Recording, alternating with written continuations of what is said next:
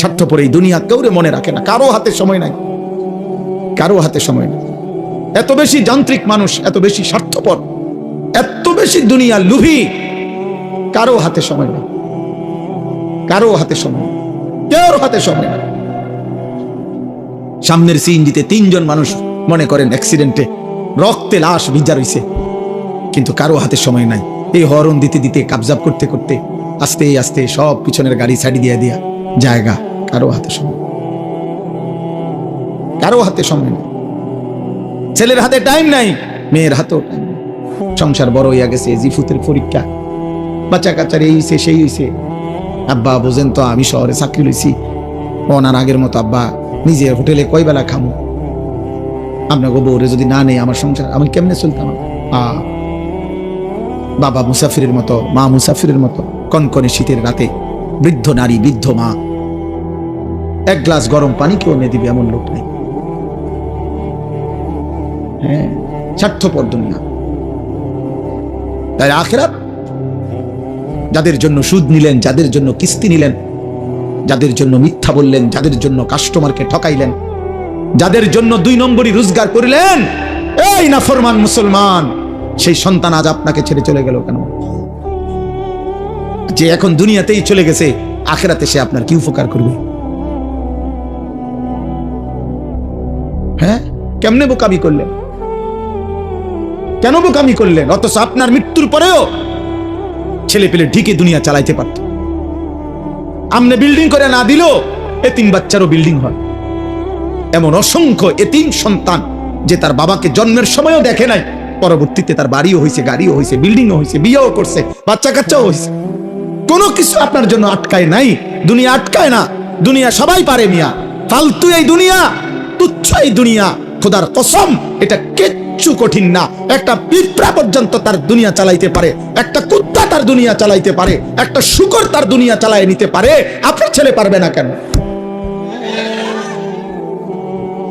কেন পারবে না বেটা? আমি থাকতে জিফুতেরে যদি গদ্দু আর জমি জমা লাইন করে না দিতারি, আমার মরের পরে তারা কি করব? তারা চিরা খাইব আমনের মরার পরে।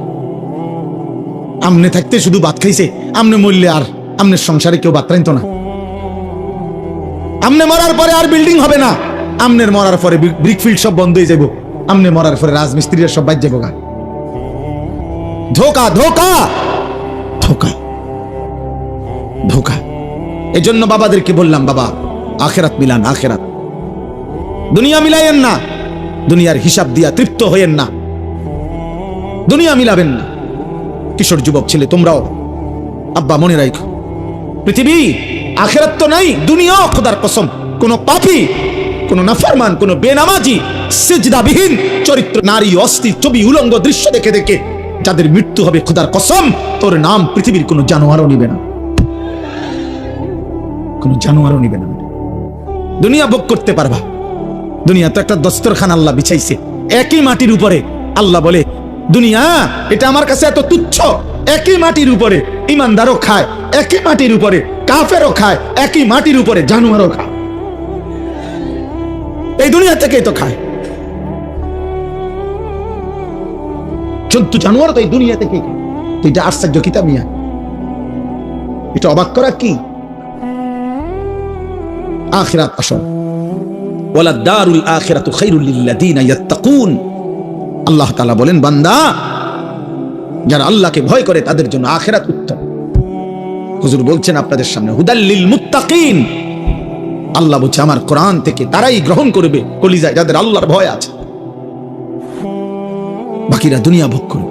দুনিয়া আমি দেব বান্দা, আল্লাহ বলছে একটা সেজদা না, 60 বছরে যদি নাফরমান কোনদিন আমি আল্লাহর একবার আল্লাহ এটাও বলো নাই, তোকেও দুনিয়া দেব। দেয় না? দেয় কিনা বলেন না কেন? ওই দেখেন ওই বেয়াদব মোবাইল দিয়া করে, ওই বেয়াদবরে দেখেন, এই যে এই বেয়াদব দেখছেন, এই যে ওই যখন মাথা নোয়াই দিস, বাবা এখন মাথা নোয়াও কেন? কানটা ধরে উঠাই দাও এরে, অপদার্থ গাদ্দার। বুঝে বুঝে, আপনি কি বুঝে না? সব বুঝে, গাদ্দার।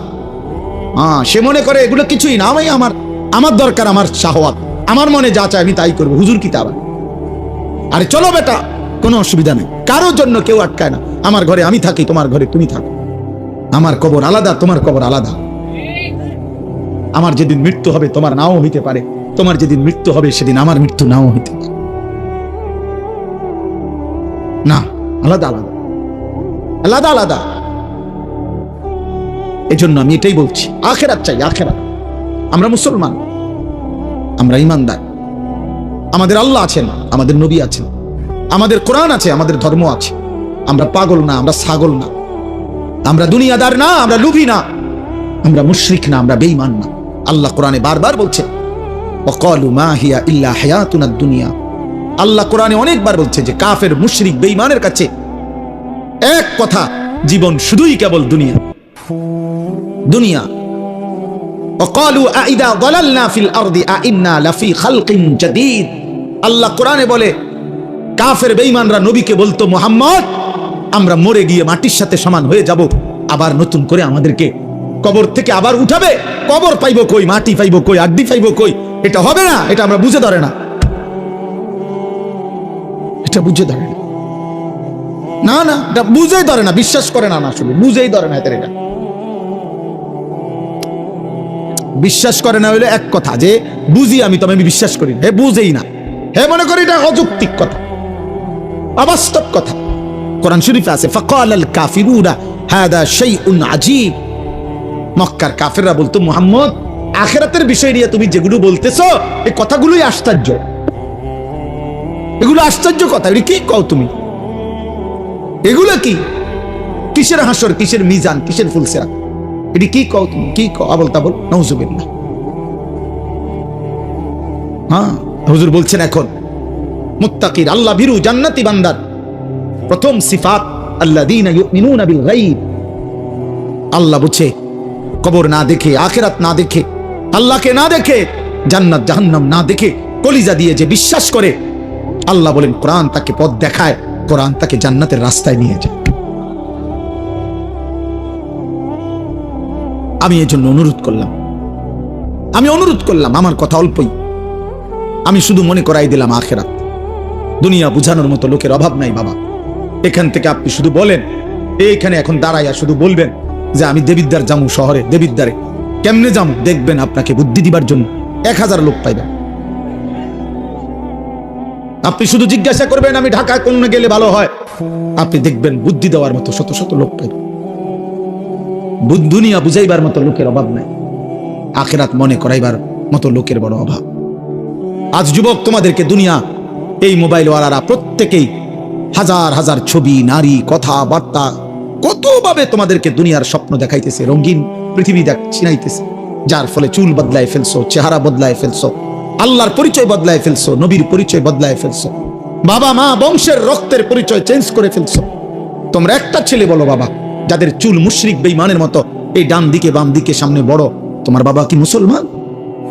মুসলমান হলে তোমার চুল এমন কেন? 365 দিনে খোদার এক বছরে 2025 সাল, একটি বছর যাদের জীবন থেকে গেল, অথচ একদিনও ফজরের নামাজ পড়লা না, তুমি মুসলমানের বাচ্চা? মুসলমানের বাচ্চা এত বড় নিকৃষ্ট হয়, একদিনও নামাজ পড়বে না? আহা, আফসোস। এত বড় পাষাণ, এত বড় নির্মম, এত বড় বেয়াদব। আহা, মুসলমানের ঘরে ঘুমায় কেন? মা কোথায়, বাবা কোথায়, দাদা কই, দাদি কই, নানা কই, নানি কই, চাচা কই, মামা কই, ফুফা কই? কেউ একটাবার জিজ্ঞাসা করে না, কিরে এই বাচ্চাটা দিয়ে একদিনও ফজরের নামাজ পড়ে না? 16 বছর, হ্যাঁ, ডরে মাতে না, কাপুরুষ। 14 বছরের ফুতের লগে হেবড়া পারে না, কাপুরুষ মিয়া, ডরে মাতে না। না, আসল কথা হইল, ওনার হিসাব হইল ডরে মাতে না কি উনি তারে বলে 18 বছর বয়সের যে কিতা করবি পরিষ্কার ক, পড়লে পড়বি নাকি দোয়ানদারি করবি নাকি বিদেশ যাইবি, বুঝছি তোমার এদিকে হইতো না, আমার টেয়ার দরকার। আপনি এটা মিলাইতেন, কেমনি মিলাইছেন তার লগে? তেজন কইছে বিদেশ যাইবো, আপনি 12 লাখ টাকা কেমনি মিলাইছেন? আপনি একটাবার জিজ্ঞাসা করলেন না যে আমি তোর জন্য টাকা দেবো কেন, তুই তো আমার আল্লাহকে সেজদা দাও না? কই আপনি দি এটা কইলেন না? আপনি 12 লক্ষ টাকা কোত্থেকে আনছেন? 6 লাখ টাকা সুদ নিলেন কেন, কিস্তি নিলেন কেন? এই বাবারা বলেন মিয়া, 12 লক্ষ টাকা 8 লক্ষ টাকা যারা হারাম সুদে কিস্তিতে নিয়া ছেলেকে বিদেশ পাঠাইছেন, অথবা বাজারে দোকান লইয়া দিছেন, অথবা চাকরির ব্যবস্থা করে দিছেন হারাম টাকা দিয়া, হারামের মাধ্যমে, আপনি বলেন এখানে দাঁড়াইয়া, এই ক্যামেরাগুলোর সামনে এখানে দাঁড়াইয়া এখন বলেন, হুজুর আমি 3 লাখ টাকা সুদে লইছি, কিস্তিতে লইছি আমার ফুতের লাগা, এই আশায় আল্লাহ যেন আমার জাহান্নাম থেকে মাফ করে, আল্লাহ যেন আমার ফুতের উসিলায় জান্নাত দেয়, এই জন্য এনাই এখন বলেন কেন? তাহলে কেন কেন নিছেন? টাকার লোভে। আমনেও লুবি, আমনের ফুতেও লুবি, সম্পদের লোভে, টাকার লোভে, দুনিয়ার লোভে আপনি বুড়া হইছেন, কিন্তু আখিরাত মনে পড়ে না। বলেন না তো, আপনি এখানে কোন দাঁড়াইয়া বলেন, প্রতিবাদ করেন, এখানে আসেন, এখন বলেন কেন হারাম নিছেন? গত 30 বছর ধরে ওজনে কম দিছেন কেন? আখিরাতের আশায়। কথা বলেন না কেন? আজকে 10-20 বছর ধরে কিস্তি নিচ্ছেন কেন? আখিরাতের আশায়। তাহলে আপনি বয়স্ক লোক, আপনি আখিরাত বললেন কেন? আপনি ফুলার বাপ, আপনি আখিরাত বললেন কেন? তো আপনি যদি আখিরাত ভুলে যান, আপনি যদি বিড়ি খান, আপনি যদি গালি দেন, আপনি যদি ঠিক মতো নামাজ না পড়েন, মা যদি পর্দা না করে, তো সন্তান কি শিখবে? বলেন আখলাক শিখবে কার থেকে? সে তো এটাই বুঝবে উপার্জন এভাবেই করতে হয়, জীবন এভাবেই চলতে হয়। অতএব আমার কথা শেষ, এতটুকুই কথা, আমি শুধু এতটুকুই বললাম। আমরা মনে রাখতে হবে, শুধু দুনিয়া দিয়া যে হিসাব মিলাইয়া কবরে গেছে, খোদার কসম তার ঠিকানা জাহান্নাম। শুধু দুনিয়া মিলাইয়া গেলে, শুধু দুনিয়া মিলাইয়া গেছেন, শুধু দুনিয়া মিলাইয়া গেছেন, তার ঠিকানা জাহান্নাম। আখিরাত শুধু 10,000 দান করছেন, মসজিদে 4টা ফ্যান দিয়ে লাইছেন, এতটুকুর মূল্যে জান্নাত না। না না না, জান্নাতের মূল্য এই 4টা ফ্যানের দাম 3-4-12,000 টাকা। কি ভাবছেন আখিরাত এতটুকু? হ্যাঁ, ইমাম সাহেবের যে 2-4 বেলা ফার্মের মুরগি দিয়ে ভাত খাওয়াইছেন, আখিরাত এই কত গেছে মোট? নিজ্ঞান ইমাম সাহেব টেয়া নিজ্ঞান দরকার নাই বাবুরে, আমি রেটি হাত আমাদের খানারও দরকার নাই। হ্যাঁ, আস্তাগফিরুল্লাহ। আখিরাত তো মামুলি বলে, আখিরাত তো সামান্য হয়ে গেল।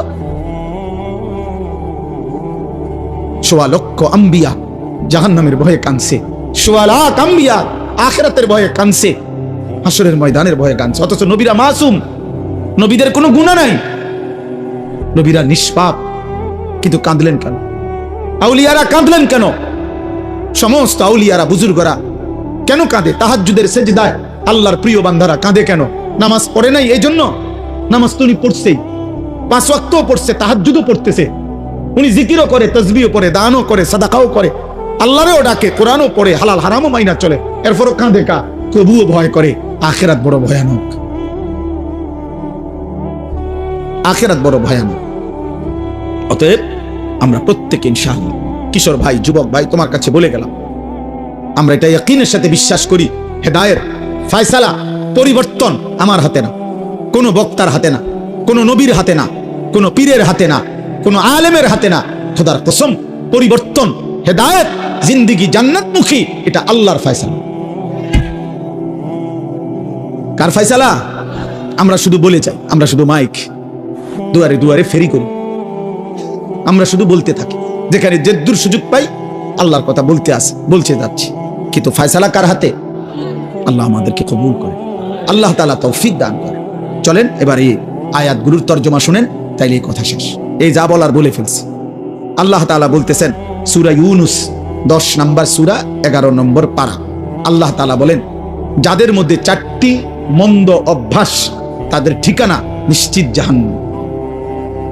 1, ইন্নাল্লাযীনা লা ইয়ারজুনা লিকাআনা, যারা আখিরাতে আমি আল্লাহর সাক্ষাৎ তথা জান্নাত কামনা করে না, চায় না, এই নিয়ে তাদের কোনো ভাবনাই নাই, প্রস্তুতি নাই। 2, ওয়ারাদু বিল হায়াতিদ দুনিয়া, প্রতিনিয়ত দুনিয়া পেয়ে যারা খুশি হয়ে গেছে। 3, ওয়াতমাআন্নু বিহা, যেটুকু দুনিয়া অর্জন করেছে এতটুকু পেয়ে তারা নিশ্চিন্ত হয়েছে। আল্লাহর রহমতে, আল্লাহর দয়া, আল্লাহ যে দূর দিছে সারি, আল্লাহর রহমতে। দোয়া করেন হুজুর, আল্লাহর রহমতে তারা 3 জন বিদেশ, 4টা মাইয়া বিয়া দিছি, আল্লাহর দয়া এখন বাড়ি করছি, 4 রুম, 2টা বাথরুম করছি, ভিতরে বাথরুম দিও টাইলস। হ্যাঁ, আল্লাহর রহমতে আপনাকে দোয়ায় হুজুর রাস্তার লগে কত জায়গা লইছি, ব্যাংকও আল্লাহর দয়া আল্লাহর রহমতে লাখ 10 টাকা জমাইছি। আর কি এই অল্প এই বয়সে আল্লাহ অনেক দিছে, অনার আর কোনো টেনশন নেই। এই যে নিশ্চিন্ত, দুনিয়া পেয়ে কি হয়ে গেছে, নিশ্চিন্ত, আর কোনো টেনশন নেই। আর শুধু টেনশন আছে 2-1 বুড়া মিয়ার ওই নাতিগারে যদি বিয়ে করে থাকতো। হ্যাঁ হ্যাঁ, কিছু বুড়া আছে মরে না এই আশায়, নাতিগার বউরা যদি চাই যেতে, কারণ উনি জানে কবরে ওনারে জিজ্ঞাসা করবে আপনার নাতির বোন নাম কি। এটা যদি উনি না জানি না যায় তাহলে কবর উত্তর দিবে কি? এই মাইয়াগারে যদি বিয়ে দিয়ে যেতে পারতাম, এই বিল্ডিং খান যদি শেষ করতে পারতাম, আরে তার চাচাই কইলো এই জমিয়ান বেচবো, আজ 2টা বছর ঘুরাইতে আছে, বেচবো কইয়া এই জমি খান কদ্দুর কিন না, বাড়িটা যদি মিলাই দিয়ে যাইতে পারতাম কবরে, আর কোনো দুঃখ নেই। হ্যাঁ,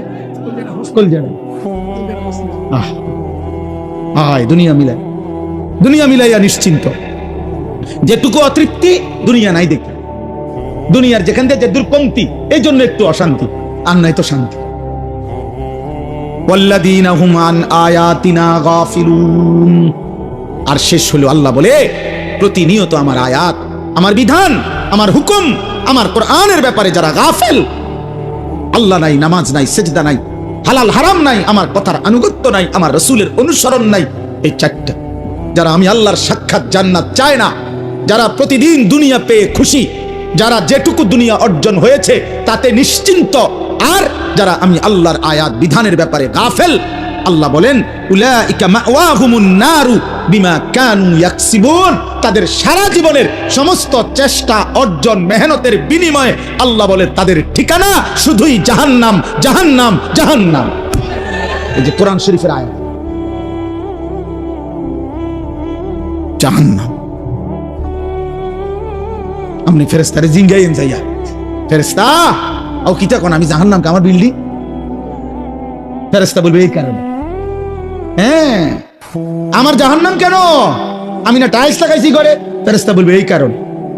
নামাজ কই, সেজদা কই, হালাল হারাম কই, পাক নাফাক কই, পর্দা পুশিদা কই, দ্বীন কই, শরীয়ত কই, আল্লাহ কই, রাসূল কই, আখিরাত কই।